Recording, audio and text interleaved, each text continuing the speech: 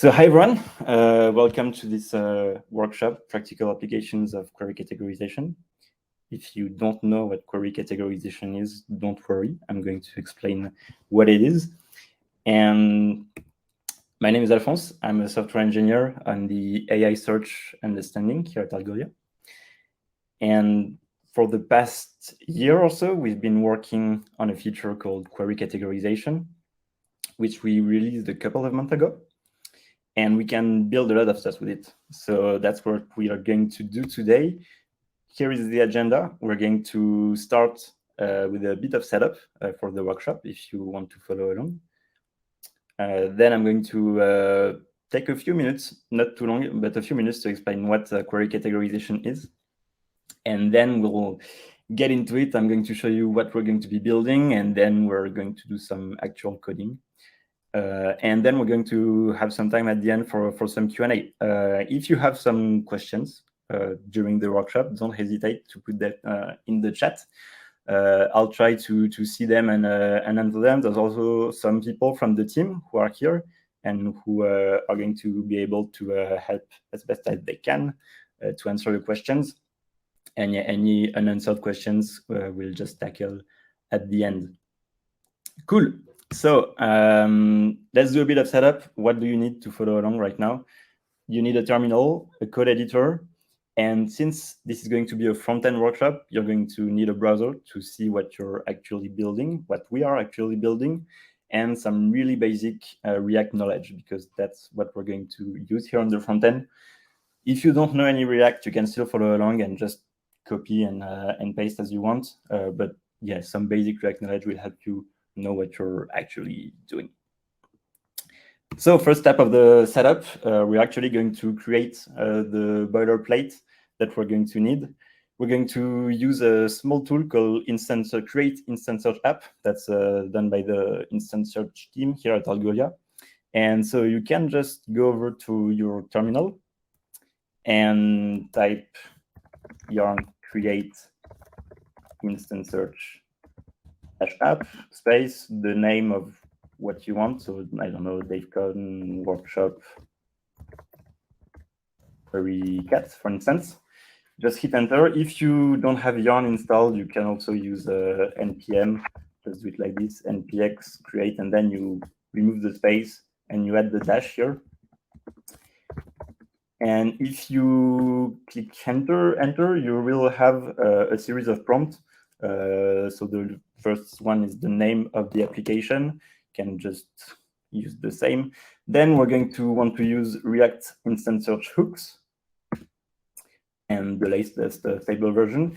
For the application ID, you can just use the auto-completed value. Same for the search API key.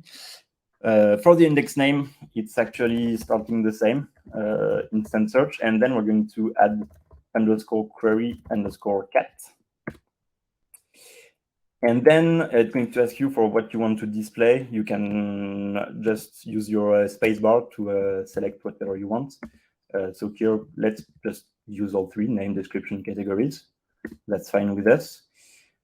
And then what do we want to display here? Let's unselect dynamic widgets. We don't really need that. And then we're going to go with hierarchical categories, level 1. We'll just do some small changes right after, but I think we should be fine. And then it should just go and install everything.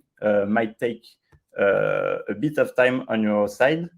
So we're going to get to the next step and just talk about what query categorization is. What is query categorization? Well, just the simplest I can put it is if one of your users types in a query, Algolia is going to know to what category the query actually belongs to. So if your user types milk, Algolia, through query categorization, is going to send back in the response and say, hey, milk belongs to the dairy categories. And it can only, not only can it predict one category, it can also predict several. So you can see here on the example for tomato, it can say, okay, so we're pretty sure it belongs to the vegetable category, but it could also belong to the sauce category. And how does query categorization know which category belongs to which query? It's actually generated from the behavior of your users. So if they are clicking and converting more on some items that belongs to some categories, that's how query categorization is going to be able to infer that category. If we take a look at the Algolia dashboard, that's actually how it's presented. You have all your queries here that are actual queries from your users, and here are the categories that are predicted. So you can see, for example, Amazon Fire, the query categorization has predicted that it's belonging to the all tablets category. Same for, I don't know, Nintendo, video games, Amiibo, Samsung television, TV and home theaters, 4K Ultra HD TVs. So that's what query categorization looks like. And you can see here that, so there's a bunch of other information, but we're not going to go too much into details right now. We don't necessarily have all the time that we want. And you can actually see that we have some small badges here, which are saying boosted or filtered. And that's actually coming from the first application of query categorization. It's called automatic filtering and boosting, because we can do many things with query categorization, but we built the first internal application. And so automatic filtering and boosting is basically all those categories that we predicted. We're going to be able to use them to apply some boosts or some filters to automatically filter your result set and have just the best matching results using the categories predicted by query categorization. So internally, we built this first application, and well, now it's our turn. We're going to build a couple of more applications of query categorization. And what exactly are we building? We're going to build two front-end widgets. The first one is called filter suggestions, and it's basically going to be a small widget that you can put next to your filters or refinement that you have on your search page. And that's going to say, hey, so we predicted that you have this filter. Do you want to apply it? And maybe it could lead to a better result set. So that's what we're going to build first. And the second one is a query expansion widget, which is actually going to be on the use case a bit of the contrary of the first one. So the first one for filter suggestions, it could be very useful if you have a lot of results and you want to refine your result sets. And the second one, well, maybe you have some queries that have not as much results as you would want, but you still want to show the users some products that they could actually be interested in. And so what we're going to do with this is that we're going to take the categories predicted by query categorization for the query, and we're going to, well, show the users extra items that don't necessarily fit the actual text query that they sent, but that are fitting the categories. So it could still match a bit what they are looking for.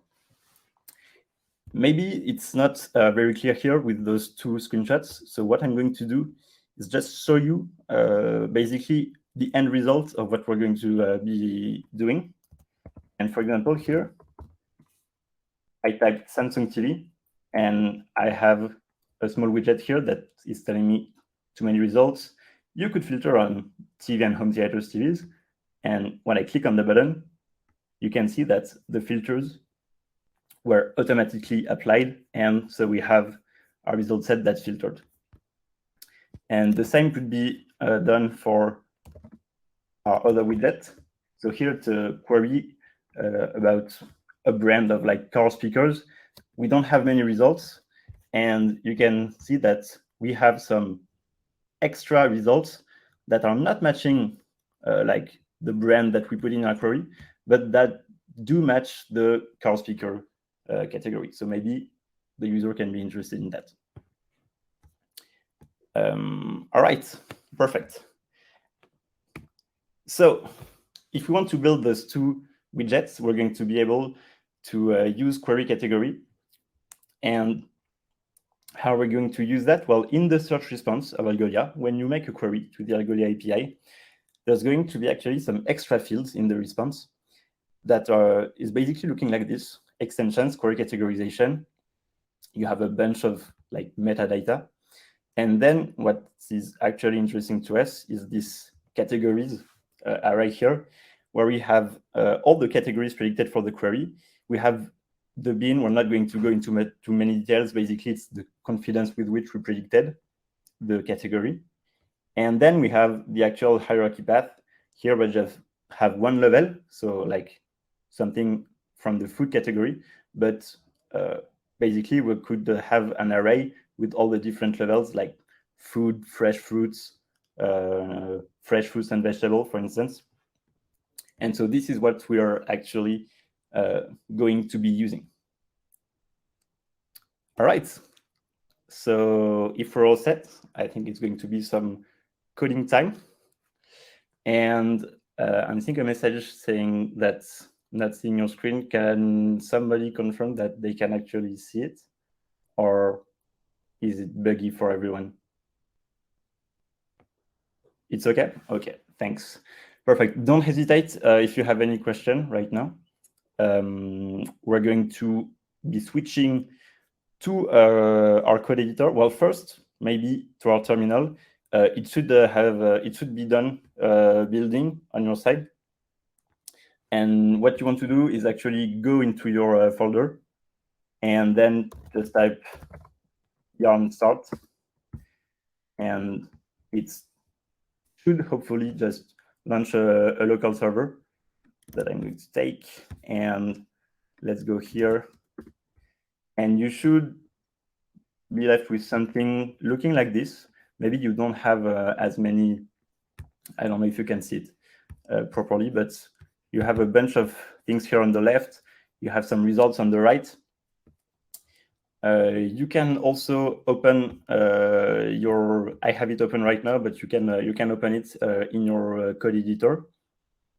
And in your code editor, the first thing we're going to do is go in our app.tsx here in the source folder.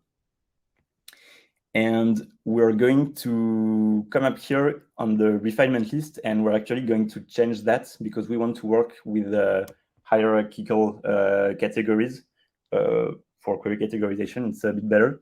And so what we're actually going to do is, instead of the refinement list, we're going to be using something called a hierarchical menu. It should auto-import it from React InstantSearch hooks web. And hierarchical menu takes attributes as a prop. And inside, you can have an array. And it's going to be actually all of our like hierarchical categories level attributes. So let's take this one, and let's actually start with the level 0, and then go up to level 4, I think. So I'm just missing one here. And let's close that tag. We don't need this. Let's save, and you can see it should be looking like this now, where we have an actual hierarchical menu, and we don't have only like a simple refinement list. So once we set up with that, the first thing we're actually going to do is not start with the first widget. We're actually going to want to build a simple utility to grab our categories that are coming from the search API response. And so I'm going to go here and create a hooks folder and a hook use query categories. So for those of you who don't really know use React, a hook is basically just a simple function that you're going to be able to use in your components and call and use. So we have our use query categories hook. And so I'm going to just do our boilerplate here, export function use query categories. And okay, so maybe the first thing that we can do instead of returning something is actually define what do we want to return for this function, and we actually want to return what we talked about here, and it's the content of this thing here, the categories. So just for to be able to use it quickly and easily in our future widgets, we're going to create a small type here, categories, query categories.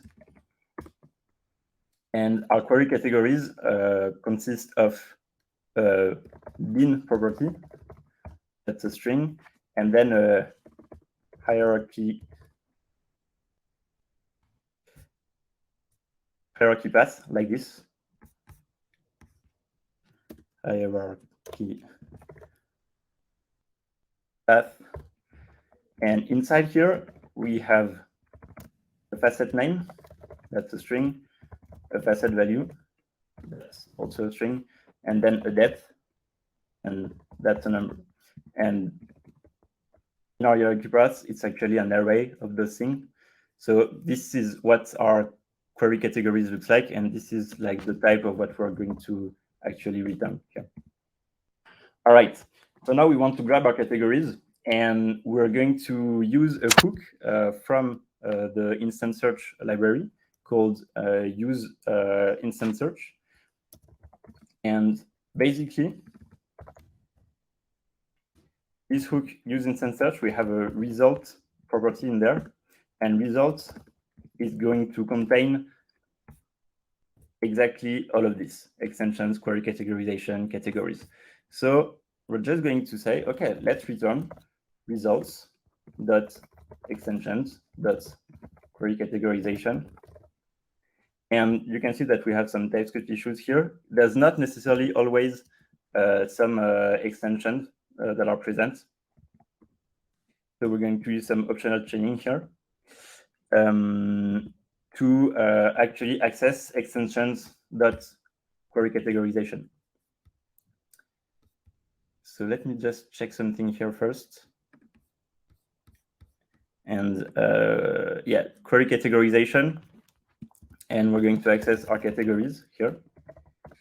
And maybe we still don't have any categories. So by default, we're going to return an empty array. And let's just throw some at the TypeScript expect error, so we get rid of this little squiggly thing. And we're going to be able to save. And now we want to test, do we actually catch our query categories? So let's go back here and create a small test component. So I'm going to create a component folder and then a test component .tsx. I'm creating the component. And what I actually want to do here is, well, use our hooks. So just going to create this categories thing here and do use query categories. And so hopefully it should return something with the type query categories. And we're going to try to display it in the page. So just like stringifying it, just to see if we actually see some categories. So let's take our categories, and so this is just some like formatting option for design.stringify. And yeah, so here we have small error where we need to import React to actually make this work. So let's import React, and then let's import our test component, maybe here, above our hit. And let's take a look. So for now, we have an empty array, but maybe if I type Samsung or Samsung TV, I can see that we actually have some pretty tight category. So that's pretty nice. We have like the bin surgeon, and then we know that, okay, it has hierarchical categories level 0, TV and home theater, and then TV and home theater, TVs. So that's exactly what we wanted. We have our categories, and so now we're going to be able to use it to create our widgets. So let's create the first one. And if you remember, it was called filter suggestions. So let's call it that way again, and then do the usual boilerplate thing like importing React and then exporting the actual components, filter suggestions. All right. We don't need to return anything for now. What do we want to do here in our filter suggestions? Well, we want to get our category, and then first thing first is to check, do we even have any categories, or is it an empty array? And the second thing, we talked about how it's nice to have those like filter suggestions if we have a lot of results. So maybe we can actually check the number of return hits and say, okay, if it's above like 15 or 20, we are actually going to show the widget. First thing first, let's get our categories. Exactly the same as in our test component. Use query categories. Perfect, that's easy. Then we want to get the number of hits from the search API. So let's use again this use instant search hook. There's a lot of stuff in there. So use again, and we have yes, the result property again. And in there, we're going to have a property called NB hits. So let's do our condition. And so if we have results that NB hits greater than, I don't know, let's say 15, and if we have actually some categories, so maybe let's check, do we have like categories that length? And here we can see that we have a problem in our type because it's saying, okay, hey, wait, length does not exist on type query categories. And so if we go back to our hook, actually what we want to do here, we're returning an array of categories and not just a single category. So let's say, okay, we want an array of those things. So if you save it, you should actually get rid of this error. And so if we have that, well, we want to return a widget.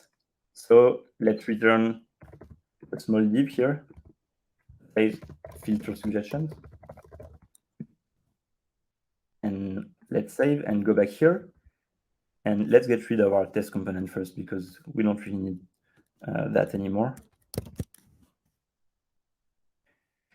And so if we take a look here, we have we have nothing right now. And if we start to type something, well, we have still nothing. And don't worry, I know why. It's just because we haven't imported our actual filter suggestions components yet.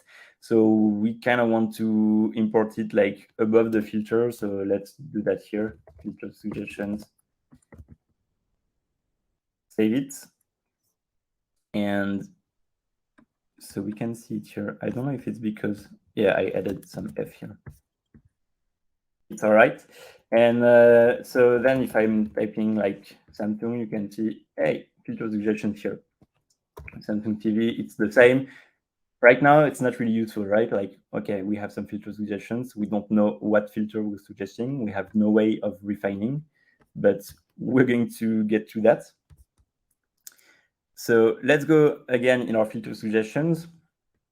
And we want to actually get the value of what we're displaying of our filter. So what is our value? What is our filter? It's contained in this property here, facet value. And as you can see, it's possible to have like several categories. So just for the sake of simplicity here, we're going to take the first one.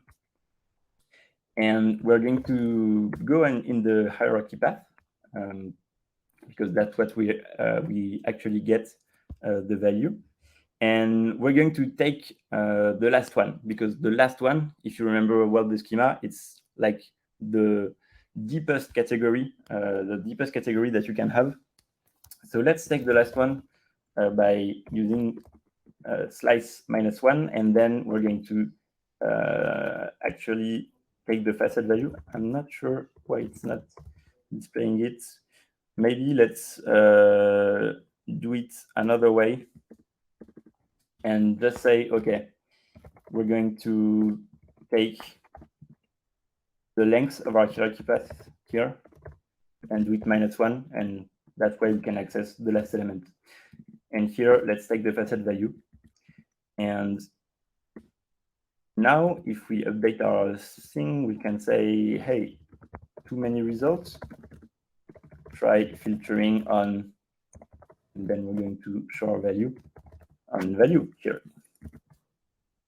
And if we go back to our app, let's wrap this in a div so that it's better aligned. And yay. Okay, so it's this option. And like the div thing does not work, but it doesn't matter. We're actually showing our filters. So that's great. And we actually want to filter now. So we're going to build a small button. And let me see why it wouldn't actually display. Maybe if I put it like above, it's better.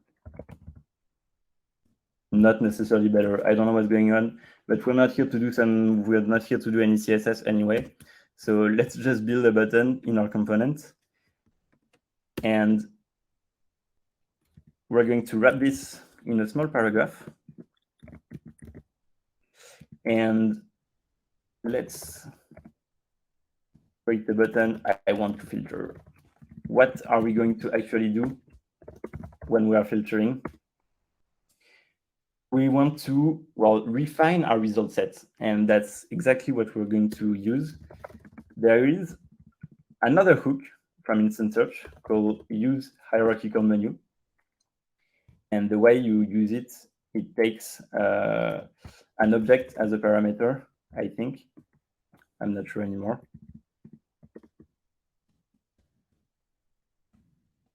Let's do this here, and then I think it should be a parameter. Yeah, okay, so an object with a parameter called attributes, and we're actually going to send the exact same stuff that we sent here, all these hierarchical attributes value.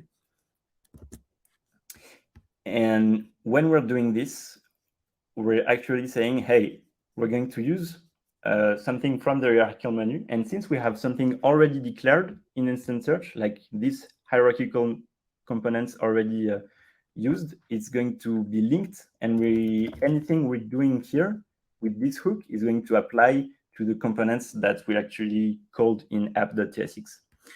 So we want to refine. Cool. There's a method called refine. And like the simplest thing that we want to do, on click, we want to refine on our value.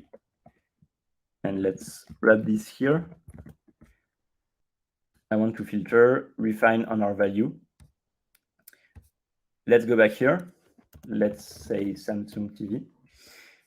Too many results. Try filtering on TV and home theater. And let's click here. And bam, TV and home theater is filtered. TVs is filtered. You can see our result set just updated itself, and now we have Samsung TVs, but they're only in the TV and home theater TVs, 4K TV and home theater TVs. Like, I bet there's some other third category somewhere, but that's pretty cool. We just built a filter, suggestions widget, where we, like, with not that many line of code, we are actually able to filter as we want. Cool. Let's create our second widget. And this one is going to be pretty fun as well. It's called, how did we call it again? We called it, I think, query extension. So let's call it that way, query extensions.tsx. So I just created it here in my components folder. And let's do the same. Import React from React, and then export our query extension function, return, and All right, so again, here, what do we want to actually do in our widget? We want to take our category and we want to say, hey, if we have less results than what we actually want, so let's say if we have less than, I don't know, 11, 12 results, we want to take the category we predicted and we want to run another query, like send another search request to Algolia saying, okay, I don't care about the textual query, so I'm sending an empty query, but I want it to be filtered on the actual predicted categories. So what do we need? We need, again, our categories. So let's reuse our hooks. Cool. We need to, well, check for the actual number of hits. So if you remember, it's coming from results inside the use InstantSearch hook. And let's draw a condition. So if we have some categories, the same, and we have results.nb hits, so our number of hits returned by our search request, that's like small, like more than 11 or 12, like 11 for instance, we want to return our widget. So let's return our div and let's say query expansion. Okay, I'm not going to be making the same mistake. I'm actually going to import it in our app right now. So let's put it right below the hits in a small div, and it's called query expansion. Let's save that.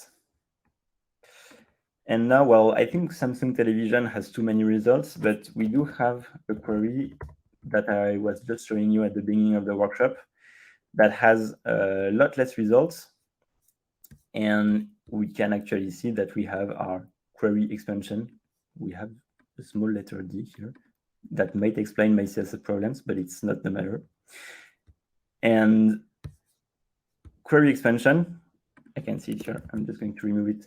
Query expansion, that's perfect. That's what we wanted. If we take a look at like another query, we don't have query expansion, so our condition works. That's pretty good. And so let's actually do something here. So how would we do another query? We are actually going to use another widget from use InstantSearch, and it's called the index widget. And basically, it allows us to, in the same InstantSearch instance. So as you can see in our application here, we like imported this component that allows us to have an InstantSearch instance. And this is scoped to one index, but we have the ability to actually do more requests, either a request to another index or to the same index, but with different parameters. So that's what we are actually going to do here. We have our index component, and we want to query, well, actually the same index. So it's still InstantSearch Query Cat. So that's the one we put in our terminal at the beginning, if you remember. And since it's the same index, we need also to use this index ID. And here you can just put whatever. Since we only have one, DevCon Query Cat, for instance, is a good one. And here, what we want to do is have some configuration to say, we want the empty query and we want some filters. So we have a widget configure that, if you go to your app.tsx, you can see that it's also used here actually in the boilerplate. And so we have configure, and we can say in configure, hey, I want my query to be the empty query. And it's as simple as that. And then we want to have our actual categories as the facet filters. So we can take our facet filters.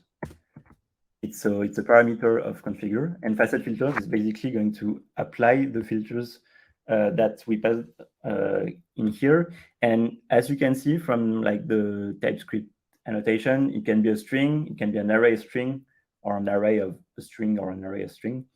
And the format of filters if you don't know, at Algolia, it's looking something like this: name of the filter, colon, value of the filter.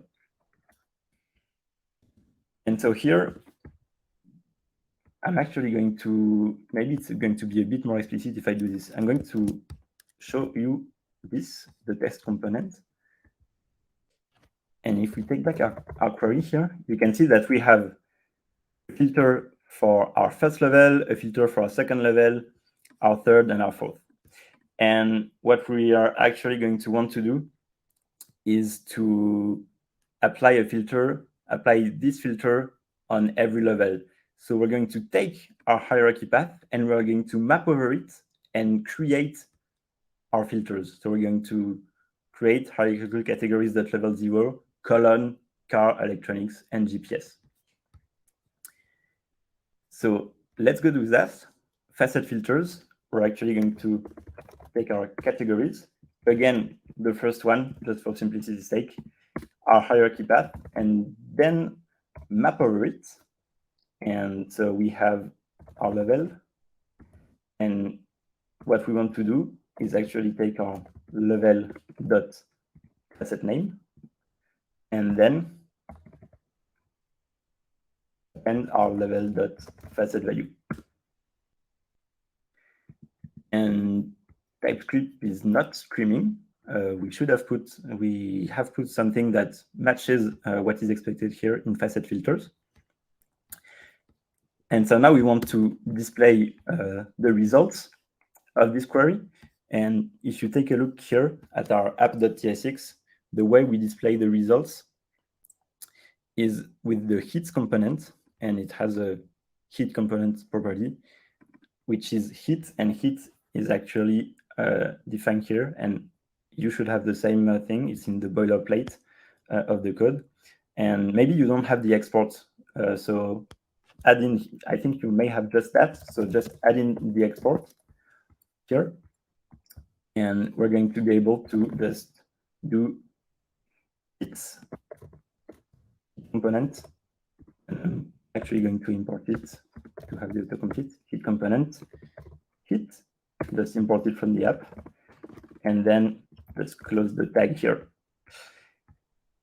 All right. And now if we scroll down here, we have like some new results. And let's just modify slightly so that we have a bit more visibility. So let's say you may be interested in,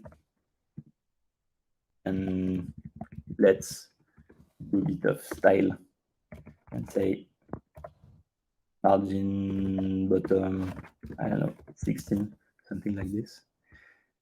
And yeah, we have our results. Like we actually have the same that I was showing you earlier, and it's not a trick. Like that's what I was showing. That's what we were building. And with our query that has less than, I don't know, 11 results, we can actually have you may be interested in, and then we have our results that are not matching our NB codes, but that are matching our car, electronics, and GPS, car speakers, you know, all those like values that we can see here in our test component. And so here it is. We have our expansion. We have our like filter functionality. And here you can, we still have our outputs component, but I want to filter, and it works. And basically that's it. Thanks a lot for listening to this workshop. Don't hesitate if you have any question right now. I can see that there were some, but they were answered. I hope you enjoyed it. And yeah, so I'm just going to stay there for a couple of minutes in case you have any question right now. I think I had a link with the repository somewhere in public, but we might have like some, I don't know, communications later with it. I don't have it anymore right now. But if you want to see like the full version, there's even like a couple of more widgets that we could have built if we had some more time. So yeah, I hope you enjoyed that. And I hope you'll enjoy the rest of the workshops. I think there's still like one live with Algolia basically from A to Z that is taking quite some time, so you can still catch it. And hope you enjoyed the DevCon. Thank you.